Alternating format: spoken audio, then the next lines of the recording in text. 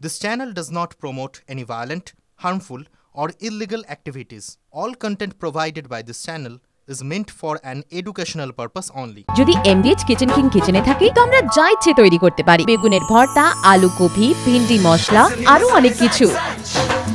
MDH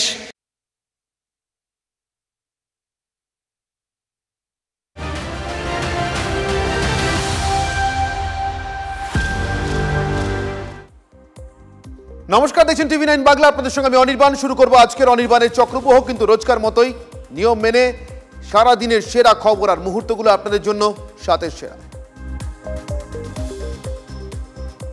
সন্ত্রাসী পাকিস্তানের মুখোশ খুলতে 7 সমুদ্র পারে ভারতের প্রতিনিধি দল। টোকিওয় জাপান সরকারের প্রতিনিধি দলের সঙ্গে আলোচনা দিল্লির দূতদের। সন্ত্রাসের বিরুদ্ধে জিরো টলারেন্সের নীতি নিয়ে চলায় একমত সব পক্ষ। রাষ্ট্রীয় মদতে সন্ত্রাসের বিরুদ্ধে একত্রে লড়ার অঙ্গীকার। সংযুক্ত আরব আমির সহিত ভারতের প্রতিনিধি দল। পাকিস্তানের সন্ত্রাসের খেলা আর চলবে না, তাদের মুখোশ খুলতে বিশ্বমঞ্চে হাজির ভারতের প্রতিনিধিরা। মরুরাজ্য থেকে দেশবাসীকে বার্তা প্রধানমন্ত্রীর। পাকিস্তানের সঙ্গে হবে না বাণিজ্য, হবে না আলোচনা, কথা হলে হবে স্রেফ পাক কবজায় থাকা কাশ্মীর নিয়েই। ইসলামাবাদকে কড়া বার্তা মোদির। রক্ত নয়, শিরায় শিরায় বইছে গরম সিঁদুর। আগে ঘরে ঢুকে মেরেছিলাম, এবার আঘাত এনেছি বুকে। 22 এপ্রিলের প্রতিশোধ 22 মিনিটে। রাজস্থানের বিকানের থেকে হুঙ্কার প্রধানমন্ত্রীর। পাকিস্তানের 9 জঙ্গি ঘাঁটি ধ্বংস। আইসিইউতে রহিম ইয়ার খান বায়ুসেনা ঘাঁটি। ভারতীয় সেনার পরাক্রমের আঁচ পেয়েছে পাকিস্তান, হুঁশিয়ারি মোদির। মানবিক করিডোর বিতর্কের আবহেই বাংলাদেশে মার্কিন সেনা। কক্সবাজারে 18 মে থেকে 21 মে পর্যন্ত বাংলাদেশের সেনার সঙ্গে যৌথ মহড়া। নেপথ্যে চট্টগ্রাম বন্দরের নিয়ন্ত্রণ না সেন্ট মার্টিনস নিয়ে কৌশল। জল্পনার ঝড় বিশ্বজুড়ে, প্রাকৃতিক বিপর্যয় থেকে কিভাবে রক্ষা তারই প্রশিক্ষণ নিতে নাকি মার্কিন সেনার উপস্থিতি, দাবি বাংলাদেশ প্রশাসনের।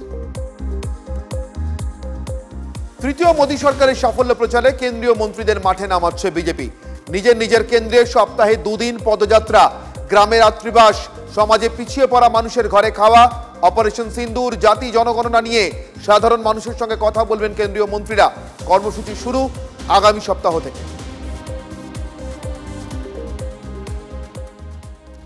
আজ একদম শুরুতে যে কথায় আসবো, হুমায়ুন কবির, যিনি মাঝে মধ্যেই নানা কথাবার্তা বলে দলকে কিছুটা বিড়ম্বনার মধ্যে ফেলে থাকেন। বিশেষ করে সেটা চরম সাম্প্রদায়িক উস্কানিমূলক কথা হোক, অথবা মুসলিম ভোট ব্যাংক নিয়ে দলের যে চিরাচরিত ধারণা বা প্রচলিত কথা তার বাইরে গিয়ে নতুন করে বা নতুন পথে হেঁটে কিছু বলা হোক, অথবা সরাসরি রাজ্যের বিরোধী দলনেতা শুভেন্দু অধিকারীকে শারীরিক নিগ্রহের হুঁশিয়ারি দেওয়া হোক, বা মুর্শিদাবাদে কোনো হিংসার ঘটনার পরিপ্রেক্ষিতে আরও গরম গরম বিবৃতি দিয়ে দলকে সরকারকে বিড়ম্বনায় ফেলাই হোক। তো এহেন হুমায়ুন কবির সম্প্রতি এক্সক্লুসিভলি টিভি9কে গতকাল যে কথাগুলি বলেছেন, তারপরে তৃণমূল কংগ্রেসের বিড়ম্বনা বাড়ছে নাকি তৃণমূল কংগ্রেস ইতিমধ্যেই বিড়ম্বনায় পড়ে রয়েছে এ রাজ্যে, বিশেষ করে মুসলিম বা সংখ্যালঘু ভোট নিয়ে, সেটাই হুমায়ুন কবিরের মুখ দিয়ে প্রকাশ্যে আসছে। এই তর্কটা আসতেই পারে, কিন্তু সে তর্কে আসার আগে মুর্শিদাবাদে ওয়াকফ নিয়ে প্রতিবাদের পর আর প্রতিবাদের সময় সেটা লাগামছাড়া হিংসার দিকে যখন ঘুরে যায়, সেখান থেকে আজ পর্যন্ত ঘটনা পরম্পরা যেভাবে এগিয়েছে, হুমায়ুন কবিরের এই সর্বশেষ গতকাল টিভি9কে দেওয়া এক্সক্লুসিভ সাক্ষাৎকারে তার যে বিভিন্ন দাবি এবং বিবৃতি, এই সবটা নিয়ে একটা কোলাজ শুরুতে আপনাদের জন্য রাখছি। তারপর আসছি আজকের বিতর্কের কথায়।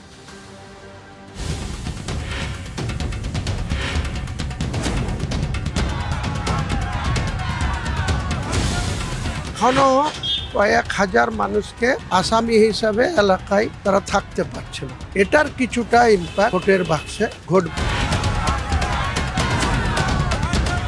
বাংলায় আন্দোলন করে লাভ নেই, আন্দোলনটা দিল্লিতে গিয়ে করুন। মুসলিমরা কি করতে চায়, তাদের মনের মধ্যে যেটা চলে সেটাকে গ্রাস থেকে তুলে আনার জন্য একটা সার্ভে টিম আমি স্পেশালি নিয়োগ অলরেডি করেছি।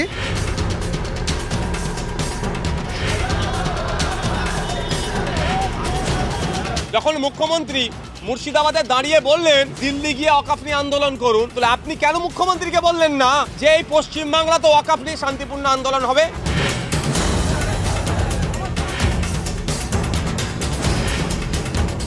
75%-এরও বেশি, 80% বাঙালি মুসলিম ভোটার আছে। তাদের কাছে ফিয়াদ হাকিমের সেই যোগ্যতা নেই।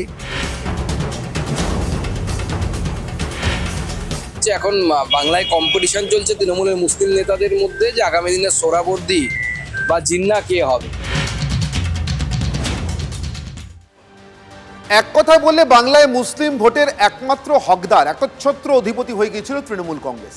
সেই তৃণমূলের ভিতরেই কার সঙ্গে কতটা মুসলিম ভোট আছে বা কার সঙ্গে কতটা মুসলিম জনসমর্থন আছে সেটা নিয়ে যদি আকচাচ্ছি শুরু হয়, ফিরহাদ হাকিম, সিদ্দিকুল্লাহ, হুমায়ুন কবির, তাহলে প্রশ্ন আসা তো স্বাভাবিক, ভোটটা কি অটুট আছে, অটুট থাকবে, নাকি ওই ভোটেও ওই ভোট ব্যাংকেও ভাঙন ধরবে? ঠিক সেই পরিপ্রেক্ষিতে আজকের বিতর্কের অবতারণা। আমার আজকের বিতর্কের প্রশ্ন, মুসলিম ভোট আর তৃণমূলের একচ্ছত্র নয়। 26-এর বিধানসভা নির্বাচন যদি এই প্রশ্নের উপর দাঁড়িয়ে হয়, তৃণমূল কংগ্রেস কি জোর দিয়ে বলতে পারবে ঠিক যেভাবে যতটা সংখ্যায় যে শতাংশে মুসলিম ভোট তাদের ছিল, আছে, সেটাই থাকবে 26-এ? আমার সঙ্গে উপস্থিত যে অতিথিরা রয়েছেন তাদের সঙ্গে আপনাদের একে একে পরিচয় করাবো। আমার একেবারে ডান দিকে রয়েছেন অরূপ চক্রবর্তী, তৃণমূল কংগ্রেসের মুখপাত্র। আমার ঠিক ডান দিকে রয়েছেন অভিষেক বন্দ্যোপাধ্যায়, কংগ্রেস মুখপাত্র। আমার বাঁ দিকে রয়েছেন তরুণজ্যোতি তিওয়ারি, বিজেপি মুখপাত্র। এবং আমার সঙ্গে রয়েছেন অল ইন্ডিয়া মজলিসে ইত্তেহাদুল মুসলিমিনের অর্থাৎ AIMIM এর মুর্শিদাবাদ জেলা সভাপতি আসাদুল শেখ। আমি আপনাদের সকলের সঙ্গে কথায় আসবো, কিন্তু তার আগে হুমায়ুন কবির আমার সঙ্গে সরাসরি এই মুহূর্তে রয়েছেন মুর্শিদাবাদ থেকে, ভরতপুরের তৃণমূল কংগ্রেস বিধায়ক। হুমায়ুন কবিরের সঙ্গে আমার কয়েকটি কথা আছে, কিন্তু হুমায়ুন বাবু, আপনার সঙ্গে কোনো কথা শুরু করার আগে আমি আপনার বলা গতকাল TV9 বাংলার প্রতিনিধি প্রদীপ্ত কান্তি ঘোষকে দেওয়া আর আপনার এক্সক্লুসিভ সাক্ষাৎকারের একটা নির্দিষ্ট অংশ আমি আপনাকে আপনার জন্য এবং আমাদের দর্শকদের জন্য একবার শোনাই। গতকাল হুমায়ুন কবিরের সেই সার্ভে জনিত বক্তব্য, তিনি আলাদা করে সার্ভে করছেন, কিসের, কেন, শুনুন। বাংলায় যে সমস্ত মুসলিম অধ্যুষিত মেজরিটি সিট আছে, সেই সব সিটে মুসলিমরা কি করতে চায়, তাদের মনের মধ্যে যেটা চলে সেটাকে গ্রাসরুট থেকে তুলে আনার জন্য একটা সার্ভে টিম আমি স্পেশালি নিয়োগ অলরেডি করেছি।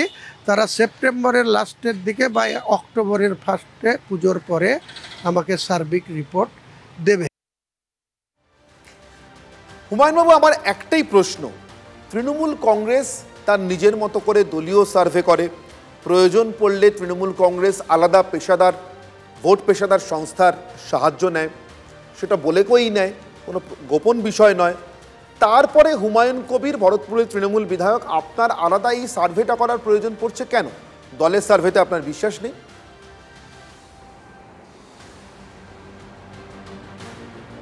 না, যেটা আপনি বলছেন, যে প্রশ্ন করছেন যে আমি কেন আলাদা করে সার্ভে করার কথা বলেছি বা বলছি, সেটার যুক্তি আপনাকে দেখাচ্ছি।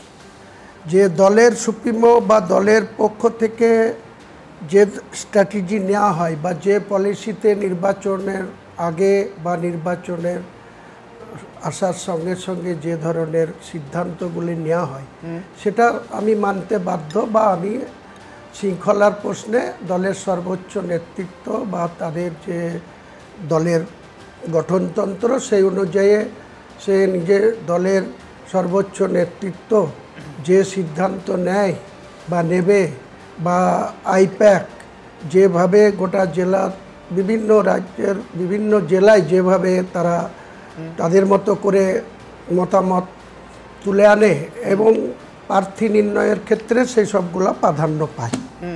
আমি আমার দলের অনুমতি না নিয়েই, আমি একজন স্বাধীনচেতা মানুষ, আমি দল করি, দলের ক্ষেত্রে যেমন আমি শৃঙ্খলাকে মানতে বাধ্য, পাশাপাশি আমার নিজের কিছু অভিজ্ঞতা, যে এই মুর্শিদাবাদ জেলায় আমরা রাজ্যের 294টা সিটের মধ্যে একটা উল্লেখযোগ্য জেলা, যেটা 22টা বিধানসভার সিট রয়েছে, 3টে লোকসভার আসন রয়েছে, 250টি গ্রাম পঞ্চায়েত রয়েছে, 26টি ব্লক রয়েছে।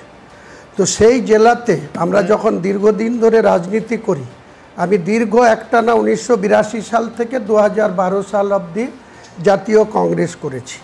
আমাদের যিনি নেত্রী তিনিও দীর্ঘদিন ধরে, তিনার 1984 সাল থেকে তিনি সাংসদ ছিলেন কংগ্রেসের, এবং শেষমেশ 2011 সালে তিনি কেন্দ্রীয় ইউপিএ সরকারের সঙ্গে রেলমন্ত্রী ছিলেন। এবং পশ্চিমবাংলার বিধানসভা নির্বাচনে এই মে মাসে 13ই মে যে রেজাল্ট হয়েছিল, সেই রেজাল্টে বুদ্ধবাবু সহ বামফ্রন্ট সরকারের পরাজয় ঘটে এবং 20 মে 2011 ইতিহাস জানি মমতা ভবিষ্যতের জন্য আপনার এই সার্ভে প্রয়োজন পড়ছে কেন? এই ইতিহাস তো সবার জানা। তো বিষয়টা হচ্ছে আমাকে কেন এটা যাচাই করতে হচ্ছে, আমাকে এটা যাচাই করতে হচ্ছে আমার কমিউনিটির লোকরা যে পরিমাণে ভোট তৃণমূল কংগ্রেসকে দিচ্ছে বা দিয়েছে বিগত 2016, 2021, 2024-এর লোকসভা এবং 2018-র ত্রিস্তর পঞ্চায়েত নির্বাচন এবং 2023-এর ত্রিস্তর পঞ্চায়েত নির্বাচন, সেই পরিমাণে যে উন্নয়ন মুসলিম সমাজের মানুষের হওয়া উচিত, যে পরিকাঠামোর মধ্যে দিয়ে মুসলিম সমাজের যোগ্য ব্যক্তিদের চাকরি থেকে শুরু করে তাদের অন্যান্য সুযোগ সুবিধা যে পরিমাণে পাওয়া উচিত, আমরা গ্রাস রুটে বসবাস করি, আমি একটা গ্রামে বসবাস করি এবং দীর্ঘ আমার রাজনৈতিক অভিজ্ঞতা থেকে যখন লেফট ফ্রন্ট সরকার ক্ষমতায় ছিল তখন আমরা অপোজিশনে ছিলাম, অর্থাৎ কংগ্রেস দলের বিভিন্ন ব্লক পর্যায়ে, জেলা পর্যায়ে, কখনো জেলা পরিষদের বিরোধী দলনেতা, কখনো পঞ্চায়েত সমিতির দলনেতা, বিভিন্নভাবে আমরা কিন্তু অঙ্গাঙ্গিভাবে মানুষের কাজের সঙ্গে, মানুষের উন্নয়নের সঙ্গে জড়িয়েছিলাম।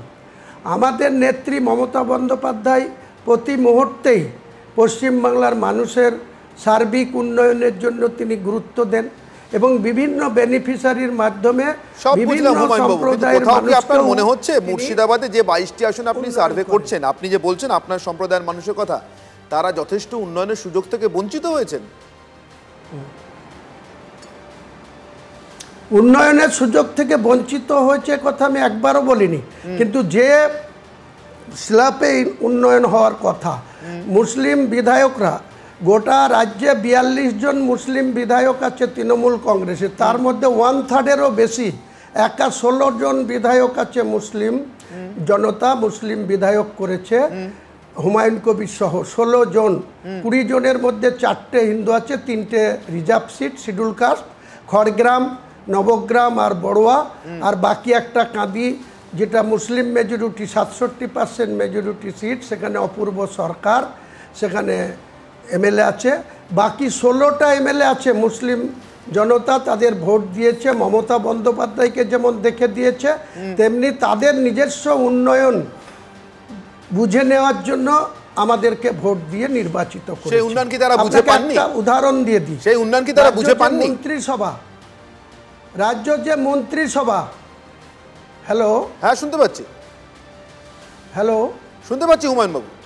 হ্যাঁ, রাজ্য যে মন্ত্রিসভা মমতা বন্দ্যোপাধ্যায়ের নেতৃত্বে চলছে, সেই মন্ত্রিসভায় দক্ষিণ 24 পরগনা ছেড়ে দেন, এখানে দক্ষিণ দিনাজপুর, উত্তর দিনাজপুর, মালদা, মালদাতে সিট কটা 12টা, সেখানে এমএলএ কটা তৃণমূলের 8টা, 4টে বিজেপি, সেখানে 2 জন মন্ত্রী।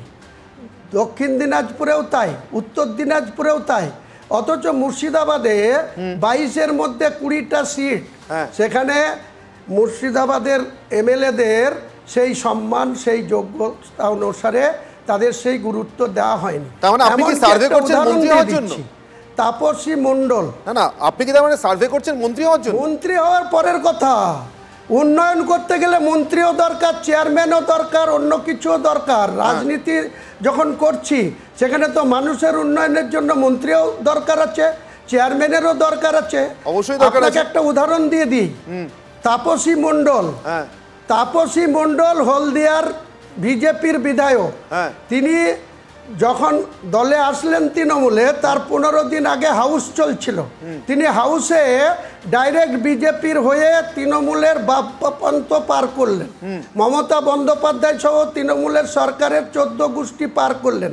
তারপরে 10 দিন 15 দিনের মধ্যেই তিনি যেই তৃণমূলে চলে আসলেন, অমনি সঙ্গে সঙ্গে গোটা রাজ্যের নারী ও শিশু কল্যাণ দপ্তরের চেয়ারম্যান পদ পেয়ে গেলেন। তিনার অ্যাডভান্টেজটা দেখুন, অথচ আমরা দুঃখের সঙ্গে আমি বলছি মুর্শিদাবাদ জেলায় 16 প্লাস আরও 4 হিন্দু, প্রায় 20টা এমএলএ থাকতে একটা জেলার নারী শিশু কল্যাণ দপ্তরের চেয়ারম্যান। বুঝতে পারলাম আমি আপনার ক্ষোভের জায়গাটা বুঝতে পারলাম। এবার আমার একটা সোজা প্রশ্ন আছে হুমায়ুন বাবু, আপনি সবসময় সোজা সাপটা উত্তর দেন, আমি আপনার কাছ থেকে সোজা সাপটা এবং একটা সৎ উত্তর প্রত্যাশা করছি। হুমায়ুন বাবু, আমার কাছে খবর আছে, আপনি স্বীকার করবেন কিনা আমি জানি না, কিন্তু আমি বলবো আপনার কাছ থেকে আমি সৎ উত্তর প্রত্যাশা করছি। আপনি প্রিয়াঙ্কা গান্ধীর সঙ্গে টেলিফোনে যোগাযোগ করেছেন? কোনো প্রয়োজন নেই, তারা আমার সঙ্গে যোগাযোগ করে। তার মানে প্রিয়াঙ্কা গান্ধীর সঙ্গে আপনার টেলিফোনে কথা হয়েছে? তার মানে প্রিয়াঙ্কা গান্ধীর সঙ্গে আপনার টেলিফোনে কথা হয়েছে, তাই তো? মানুষের জন্য রাজনীতি করি বলছি তো, তার কোনো লোক আমার সঙ্গে যোগাযোগ করেছে, কিন্তু আমি কারোর সাথে যোগাযোগ করার প্রয়োজন মনে করে না। হুমায়ুন কবির কোনো লোভের লালসাই হয়ে রাজনীতি করে না। অর্থাৎ হুমায়ুন কবির বলছেন, হুমায়ুন বাবু আমি আবারও আপনাকে বলছি, আপনি মুর্শিদাবাদের ভরতপুরে তৃণমূল কংগ্রেসের টিকিটে নির্বাচিত বিধায়ক, আপনার সঙ্গে প্রিয়াঙ্কা গান্ধী অথবা তার কোনো দূত টেলিফোনে মারফত যোগাযোগ করেছেন, কেন?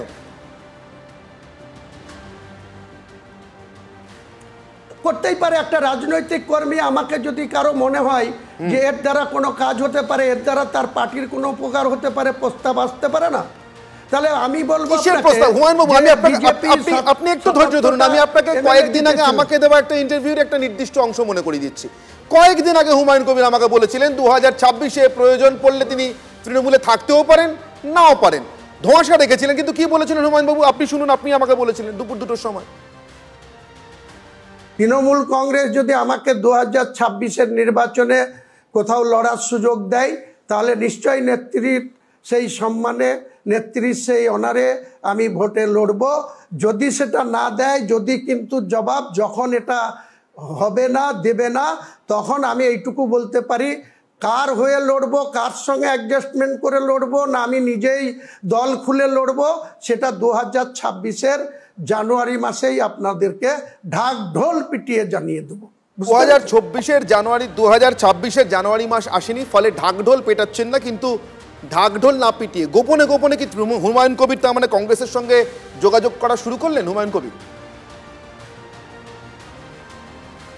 আমি কারোর সঙ্গে যোগাযোগ করার প্রয়োজন পড়ে না, আমি সোজা কথা সোজাভাবে বলি, আপনারা সবাই জানেন, মিডিয়ার বন্ধুরা জানেন, বিভিন্ন চ্যানেল জানেন, বিভিন্ন মিডিয়ার লোকরাও জানেন। কাজেই আমি পরিষ্কার বলছি, আমি মুর্শিদাবাদের মানুষের উন্নয়নের জন্য রাজনীতি করি। একটা কথা পরিষ্কার করে বলুন না হুমায়ুন কবির, প্রিয়াঙ্কা গান্ধী আপনাকে কি বললেন? 20 নভেম্বর প্রিয়াঙ্কা গান্ধী আপনাকে কি বললেন? বললাম তো, আপনি সে কথা তো আপনাকে বলার কথা না। আমার কোনো গোপন প্ল্যান, আমি কোথায় উন্নয়ন করতে গিয়ে যদি কোথাও বাধাপ্রাপ্ত হয়, আমাকে যদি কেউ অবজ্ঞা করে, আমাকে যদি কেউ সময় মতো আমার যোগ্য সম্মান না দেয়, সেইটা মানুষের সম্মান এবং আমার সম্মান জড়িয়ে আছে, যেখানে সম্মানকে ফিরে পেতে আমি যে কোনো রাস্তা অবলম্বন করতে পারি। যা বলবো আবার রিপিটলি বলছি, প্রয়োজন হলে জানুয়ারি 2026-এ আপনি আমার সঙ্গে থাকুন। অরূপ চক্রবর্তী তৃণমূল কংগ্রেসের মুখপাত্র আমার সঙ্গে রয়েছেন। অরূপ বাবু, হুমায়ুন কবির এটাও মানছেন যে প্রিয়াঙ্কা গান্ধীর সঙ্গেও তার যোগাযোগ হচ্ছে। তিনি বলছেন যোগাযোগ তিনি করেননি, সেখান থেকে করা ছিল। আমি তার মধ্যে ঢুকতে চাইছি না, কিন্তু আমি যে খবরটা ব্রেক করেছি সে খবরটা যে নিশ্চিত, এটা নিয়ে আর কোনো সন্দেহ নেই। ক্ষোভ এতটা পর্যন্ত এগিয়েছে যে হুমায়ুন কবির এখন 2026-এর জানুয়ারি মাস আসার আগেই তার অবজ্ঞা নিয়ে চিন্তিত হয়ে অন্যদের সঙ্গে কথা বলতে শুরু করেছেন। তৃণমূল কংগ্রেসের মুসলিম ভোটের একচ্ছত্র অধিপতি থাকা, এটা কি প্রশ্নের মুখে পড়তে চলেছে 26-এ? সার্বিকভাবে জিজ্ঞাসা করলাম, 1 মিনিটে প্লিজ। প্রথম কথা, অনির্বাণ, তৃণমূল কংগ্রেস মুসলিম ভোট, হিন্দু ভোট এই পলিসিতে বিশ্বাস করে না। তৃণমূল কংগ্রেস বাংলার 10.5 কোটি মানুষের জন্য কাজ করে। বাংলার 10.5 কোটি মানুষের ভোট তৃণমূল কংগ্রেস প্রত্যাশা করে, এবং বাংলার মেজরিটি মানুষ তৃণমূল কংগ্রেসকে আশীর্বাদ করে বলেই মমতা ব্যানার্জির নেতৃত্বে তৃতীয়বার সরকার গঠিত হয়েছে, চতুর্থবারেও মামাটি মানুষের সরকারই গঠিত হবে। প্রশ্নটা হচ্ছে, যে মুসলিম সমাজের কথা বলতে চাইছেন হুমায়ুনবাবু দীর্ঘদিনের বর্ষিয়ান রাজনীতিবিদ। আমি নিজে গতবারও বহরমপুর যখন লোকসভার প্রচার ছিল, আমি নিজেও গিয়েছিলাম, হুমায়ুনদাও ছিলেন সেখানে। হুমায়ুনদের কাছে আমার একটা ছোট্ট জিজ্ঞাসা, যখন লক্ষ্মীর ভাণ্ডার মমতা ব্যানার্জির সরকার দেয়, যে মা শাখা সিঁদুর পরে থাকে তার অ্যাকাউন্টে লক্ষ্মীর ভাণ্ডারের টাকা পৌঁছয়, আর যে মা হিজাব পরে থাকে তার অ্যাকাউন্টে লক্ষ্মীর ভাণ্ডারের টাকা পৌঁছয়। মমতা ব্যানার্জির সরকার গরিব মানুষের পাশে থাকে। সে গরিব মানুষ হিন্দু হতে পারে, মুসলমান হতে পারে, সাধারণ মধ্যবিত্ত হতে পারে, নিম্নবিত্ত হতে পারে, সেখানে কোনো জাত দেখে বিচার সরকার করতে পারে না। হুমায়ুন বাবু যে কথাগুলো বললেন যে এই জেলায় এতজন সংখ্যালঘু বিধায়ক আছে, এত কম মন্ত্রী, আমি হুমায়ুন বাবুর কাছে অনুরোধ করব, আপনি তো আইনসভার সদস্য, আপনার তো বিধানসভায় প্রশ্ন করবার অধিকার রয়েছে, আপনি তো একাধিক স্ট্যান্ডিং কমিটির মেম্বার, আপনি কি সেই মিটিংগুলোতে এই কথাগুলো একবারও উচ্চারণ করেছেন? বা আপনার যে রয়েছে, আমাদের যে সংখ্যালঘু বিষয়ক দপ্তর রয়েছে, সেই মন্ত্রীর কাছে আপনি তো চাইলে এই প্রশ্নগুলো তুলতে পারতেন, সেই প্রশ্নগুলো ওখানে তোলেননি। আমি শুধু একটাই কথা বলবো, আপনি সিনিয়র পলিটিশিয়ান, দলের কথা ওপেন মিডিয়ায় না বলে আপনার উচিত ছিল দলের ফোরামে বলা। দল সিদ্ধান্ত নেয়, নেত্রী সিদ্ধান্ত নেয় কে কবে দলে আসবে না যাবে। আব্দুল রেজ্জাক মোল্লা সিপিএম এর আমলে বড় মন্ত্রী ছিলেন, তিনিও আমাদের দলে এসেছেন। যে তাপসী মণ্ডলের কথা বলছেন, দলে প্রত্যেকটা দলেই অন্য দল থেকে যাতায়াত হয়। আজকে দেখুন লোকসভা নির্বাচনে যে অন্য দলের প্রার্থী ছিল, বিধানসভা নির্বাচনে তো সে আমাদের দলের এমএলএ হয়েছে। আবার ঠিক উল্টো উদাহরণ, আমার মনে হয় দলের কথাগুলো দলীয় ফোরামে বললেই বোধহয় বাঞ্ছনীয়। হুমায়ুন কবির, অরূপ চক্রবর্তী প্রশ্ন আছে আপনার জন্য, প্লিজ। জ্ঞাতার্থে আমি আপনাকে একটা তথ্য দিই, অরূপ বাবুর জ্ঞাতার্থের জন্য একটা প্রশ্নের উত্তর দিই। উনি বললেন বিধানসভার অভ্যন্তরে বা সংখ্যালঘু উন্নয়ন মন্ত্রী বা স্পিকার বা আমাদের চিফ হুইপ বা আমাদের পরিষদীয় মন্ত্রী সবার কাছে আমার বলা উচিত ছিল, আমি বলিনি। এটা আমি আপনার কাছে স্বীকার করছি যে আমি বলিনি, কিন্তু আপনাকে উদাহরণ দিচ্ছি। আমার বিধানসভায় দুটো ব্লক তৃণমূলের সভাপতিকে চেঞ্জ করার জন্য 2023 সালের পঞ্চায়েত নির্বাচন থেকে শুরু করে লাস্ট যখন 10 তারিখে 10ই মার্চ 2024 যখন ব্রিগেড থেকে ইউসুফ পাঠানকে প্রার্থী ঘোষণা করা হয়, তখন আমি তাকে মানব না বলে প্রতিবাদ করেছিলাম। তারপরে 19 তারিখে অভিষেক বন্দ্যোপাধ্যায় আমাকে ক্যামাক স্ট্রিটে ডেকে পাঠিয়েছিলেন, সেখানে আমি বলেছিলাম আমার কোনো ডিমান্ড নেই, আমি ইউসুফ পাঠানের হয়ে ভোট করব, কিন্তু আমার বিধানসভার আন্ডারে যে দুজন ব্লক সভাপতি করে রাখা হয়েছে যথাক্রমে নজরুল ইসলাম এবং মুস্তাফিজুর রহমান সুমন, ভরতপুর 1 এবং 2, তাদের চেঞ্জ করে দেওয়ার জন্য তিনি আমার সঙ্গে নিয়েছিলেন কাগজটা এবং বলেছিলেন এটা নিয়ে কোনো সমস্যা নাই, চেঞ্জ করে দেওয়া হবে। পরবর্তীকালে চেঞ্জ হয়নি, আজও চেঞ্জ হয়নি।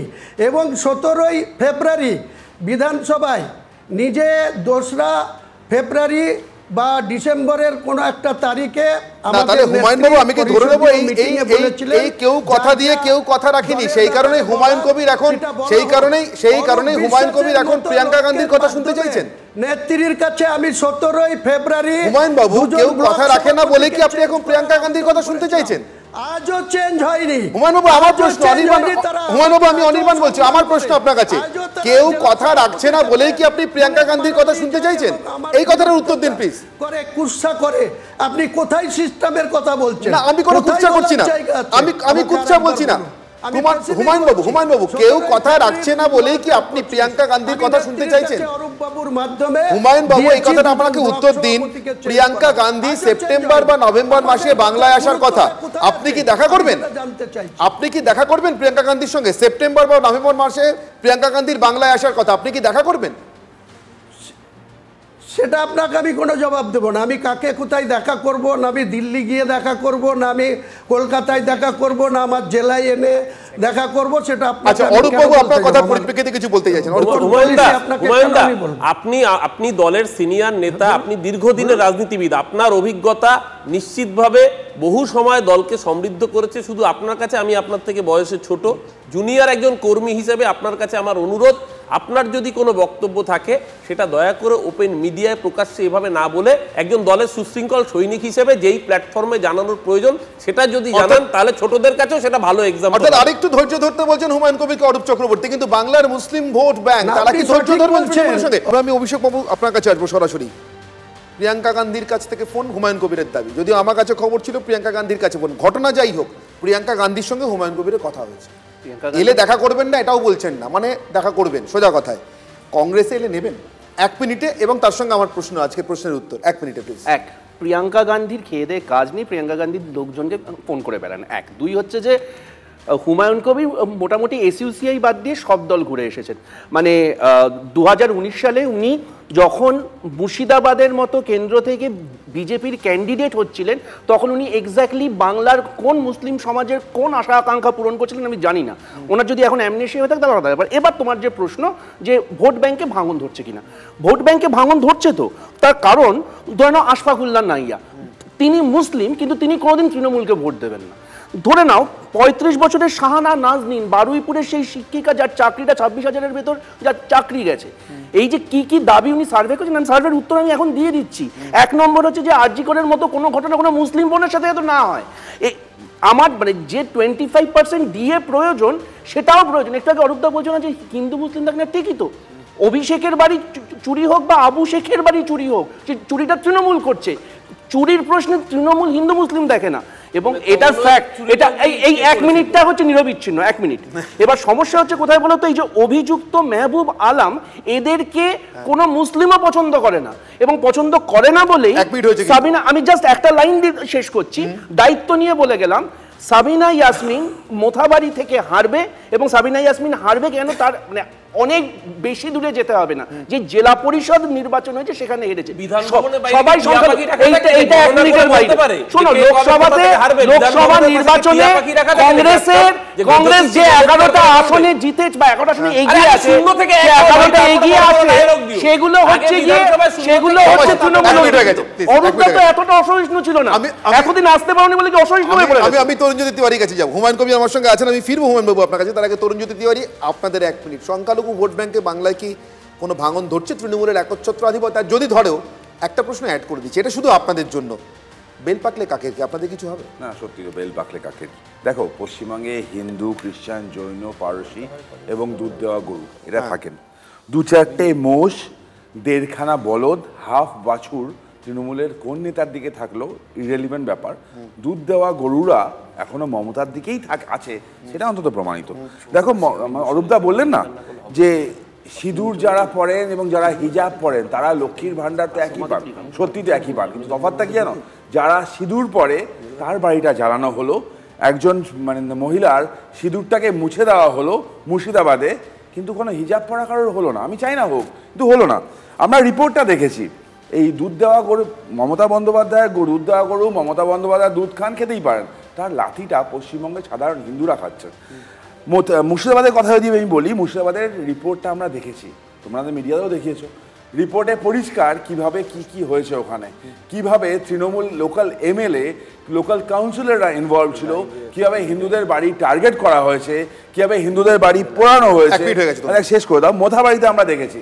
আজকে এই হুমায়ুন বাবুরা এতগুলো কথা বলছেন, আমি আবার বলছি, বেল পাকলে কাকের কি জানা দরকার নেই। যাদেরকে তুমি কাক বলছো বা বেল, যাদেরকে বেল বলে আখ্যা দিচ্ছ, সকল দুধ দেওয়া গরু, তাদের তো কিছু জিনিস বোঝা উচিত তাদেরকে, যে প্রতিচি ফাউন্ডেশনের রিপোর্ট 2016-র যে রিপোর্ট ছিল, সেখানে পশ্চিমবঙ্গের মুসলমানদের পারিবারিক আয় 5,000 টাকার নিচে।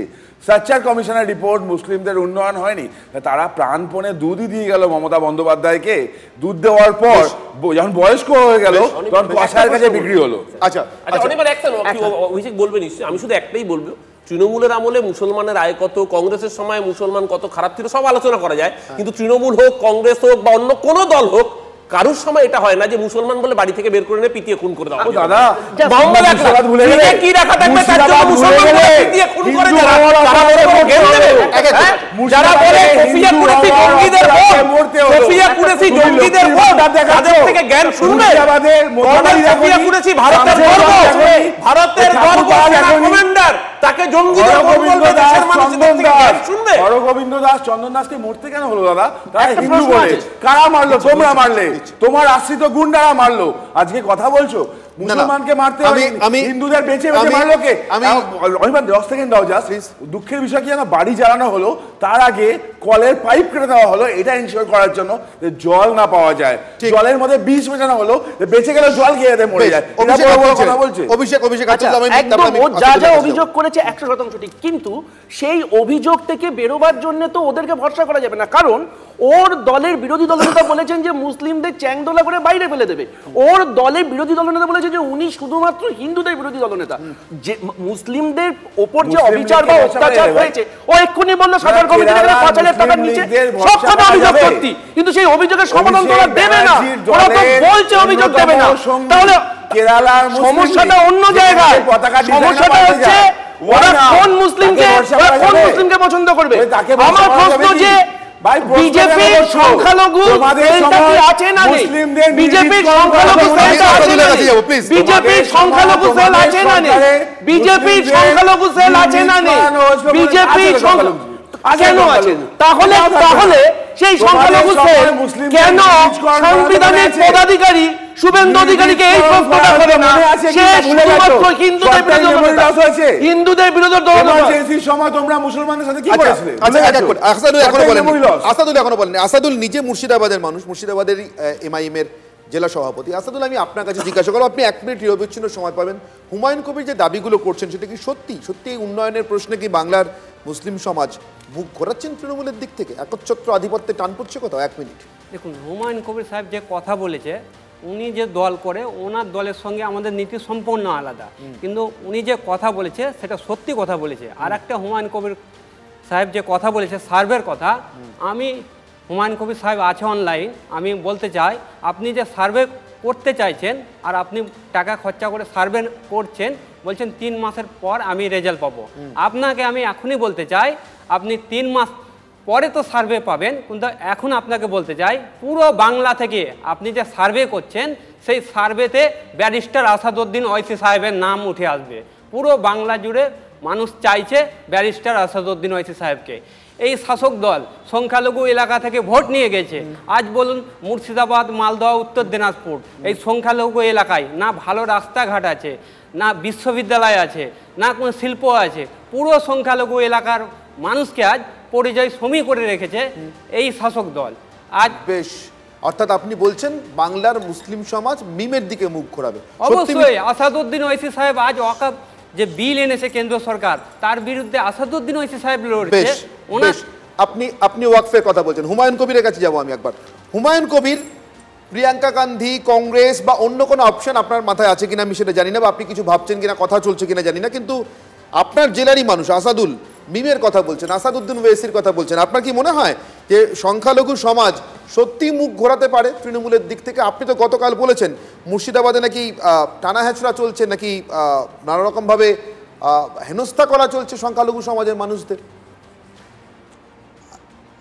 আসাদুল সাহেবরা আশা করতেই পারেন যে ওনাদের সর্বভারতীয় নেতা আসাদুদ্দিন ওয়েসি সাহেব বাংলায় আসতে পারেন, নিশ্চয়ই আসতে পারেন। গণতান্ত্রিকভাবে তিনি নির্বাচন কমিশন যখন নির্বাচন ডিক্লেয়ার করবে তখন তিনারা নিশ্চয়ই নির্বাচনে অংশগ্রহণ করতে পারেন, কিন্তু এতে আনন্দিত হওয়ার কিছু নেই।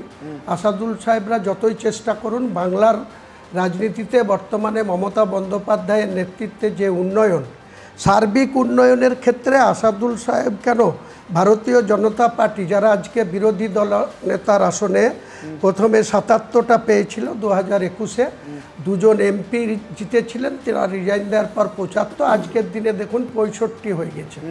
বিজেপি বিধায়করা ভোটের সময় প্রতীক নিয়ে জিতে তারা তাদের দলের প্রতি আস্থা রাখতে পারেনি, তারা তৃণমূলে এসে জয়েন করেছে এবং এসে বিভিন্ন সুযোগ সুবিধা মমতা বন্দ্যোপাধ্যায়ের গভর্নমেন্টের সঙ্গে পাচ্ছে। আর যেটা বারবার মুসলিমদের বলা হচ্ছে যে মুসলিমরা দুধেল গায়, তারা বেশি বেশি করে দুধ পায়, তাই তারা মমতা ব্যানার্জিকে ভোট দেয়। আমি একটা উদাহরণ দিয়ে দিচ্ছি আপনাকে, যে উদাহরণ দিয়ে দিচ্ছি তেওয়ারি সাহেবকে, যে মুসলিমদেরকে যতটা আপনারা বলছেন যে বিভিন্ন উন্নয়নে বিভিন্ন মমতা ব্যানার্জির গভর্নমেন্টকে তো আপনারা মুসলিমদের গভর্নমেন্ট, মোল্লাদের গভর্নমেন্ট, আপনাদের অনেক সদস্য বিজেপি নেতারা বলেন, কিন্তু আমি আপনাকে বলি, রিপোর্টটা দেখে নেবেন, ৩,০০০ কমিশন রিপোর্টটা দেখে নেবেন। আপনারা শুধু দুধ দেওয়া গরু হয়ে থেকে গেছেন মমতা বন্দ্যোপাধ্যায়ের কাছে। মমতা বন্দ্যোপাধ্যায় বলতো দুধ দেওয়া গরু, তোরা সরকারে নাকি তোরা উন্নয়ন করবি, বছরে দুর্গা পুজো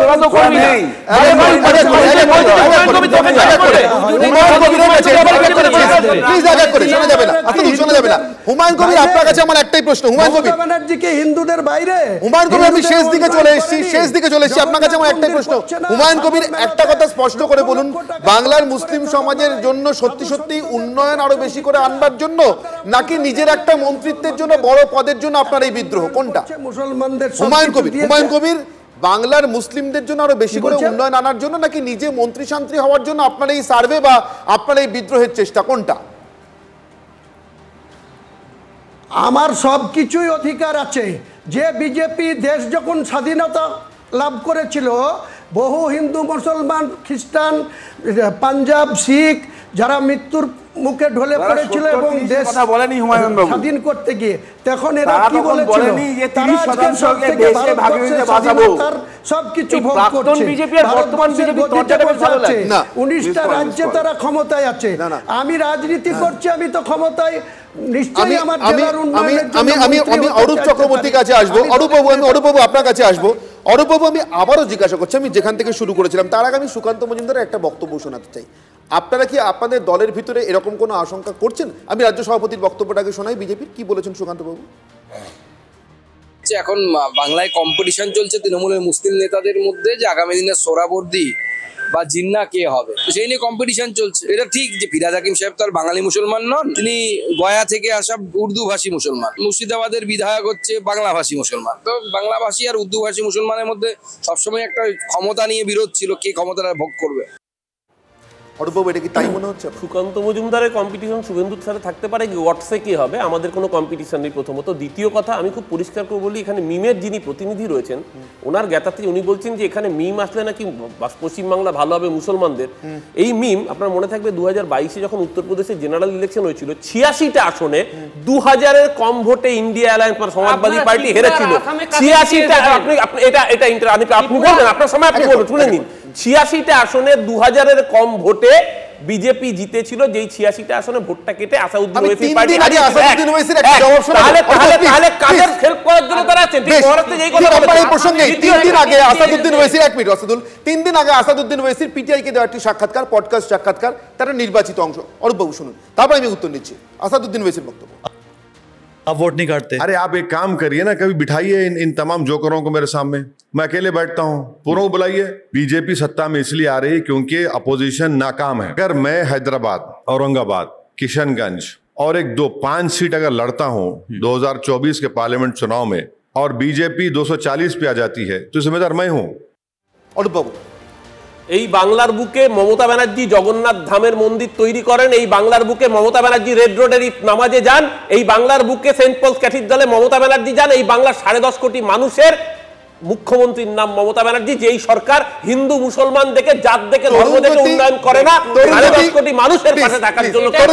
তাই বাংলার মুসলমানেরও মসিহার নাম মমতা ব্যানার্জি। তরুণ যদি বেল কি এতটাই পেকেছে যে খোল কিছুটা এক মিনিট, বেল কি এতটাই পেকেছে তরুণ জ্যোতি যে খোলা কিছুটা নরম হয়েছে, কাকের অন্তত ফ্যাক্ট কারেক্ট করে নাও। মমতা বন্দ্যোপাধ্যায় মুখ্যমন্ত্রী, 30% মানুষের মুর্শিদাবাদে আবার সেটা প্রমাণ হয়েছে। মমতা বন্দ্যোপাধ্যায় 30% নিয়ে ভাবে মুর্শিদাবাদে আবার প্রমাণ হয়েছে। উনি যেটাকে জগন্নাথ মন্দির বলছেন, যে এখানে কে কোন দলে থাকবে, এখন প্রাক্তন বিজেপি আর বর্তমান বিজেপির কংগ্রেসে নেবেন না তো? হুমায়ুন কবির কংগ্রেস, আর ও তো এসইউসিআই এর সব দলে গেছে। প্রিয়াঙ্কা গান্ধী, বেশ, আমার সময় একেবারে শেষ। আমি জনরাইটার এবং আমি আপনাদের সামনে আজকে প্রশ্ন রেখেছিলাম সোজা সাপটা। মূলত যে প্রশ্ন আজকে বিতর্ক করেছি সেটাই আপনাদের জন্য রাখা ছিল। আপনারা কিভাবে রায় দিয়েছেন জনরায় আমি একবার দেখে নেব। হোয়াটসঅ্যাপ, ফেসবুক, ইউটিউব এবং হোয়াটসঅ্যাপ চ্যানেল আর এক্স হ্যান্ডেলে প্রশ্ন ছিল, 2026-এ তৃণমূলের মুসলিম ভোট ব্যাংকে ভাঙন ধরবে, হ্যাঁ কি না? হ্যাঁ বলছেন 70%, কিন্তু 30% এখনও না বলছেন। নিশ্চিতভাবে 26-এর ভোটের নির্বাচনের ফলাফল পর্যন্ত অপেক্ষা করতে হবে, কিন্তু হুমায়ুন কবিরদের নাড়াচাড়া, মিম যেভাবে ঘুরে বেড়াচ্ছে, সক্রিয় হচ্ছে, কংগ্রেস আর বামেরা যেরকম সুযোগের সন্ধানে রয়েছেন, তাতে নিশ্চিতভাবে মনে হচ্ছে কোথাও একটা ভাঙন ধরানোর চেষ্টা তো আছে। তৃণমূল রুখতে পারে কিনা দেখা যাক। সঙ্গে থাকুন TV9 বাংলা। বাহ, এবার হয়েছে স্বাদ। হ্যাঁ, অপূর্ব স্বাদ। MDH এর চাঙ্কি চাট মশলা, জীবনে আসল স্বাদ জাগলো। আসল মশলা MDH